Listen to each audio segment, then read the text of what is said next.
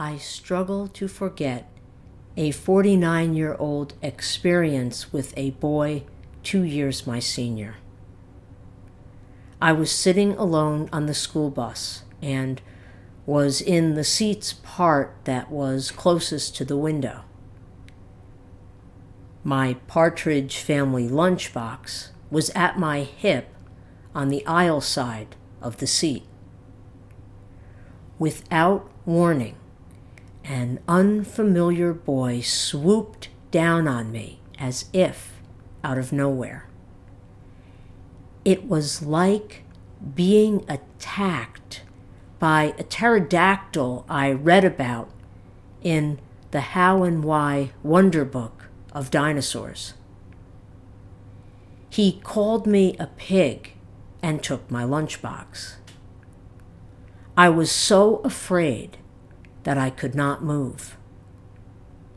I did not know what I had done to provoke his behavior. I was overweight, and the ribbing I got for it made me a self-conscious introvert. All I could think was he marked me as easy prey because I was quiet and alone, and a posse fortified him. I remember how difficult it was for me to muster up the courage to look for my lunchbox when it was time for me to get off the bus.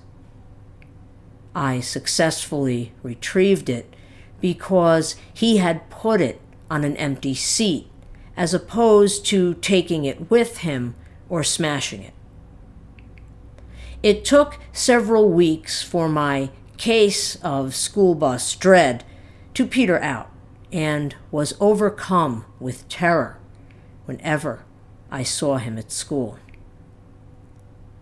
9 years later, we were in the same trigonometry class, and he had developed from a grade school bully into a cocksure teenager.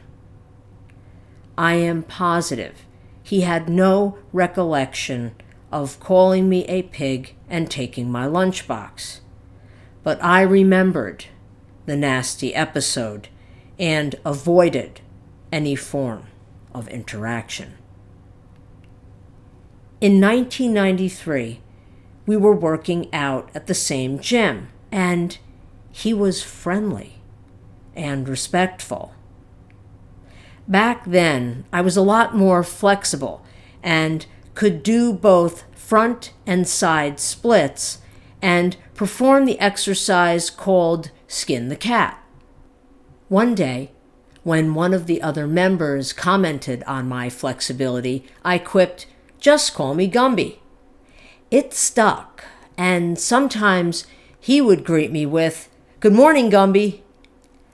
I did eventually ask him if he remembered me from school, and he did not.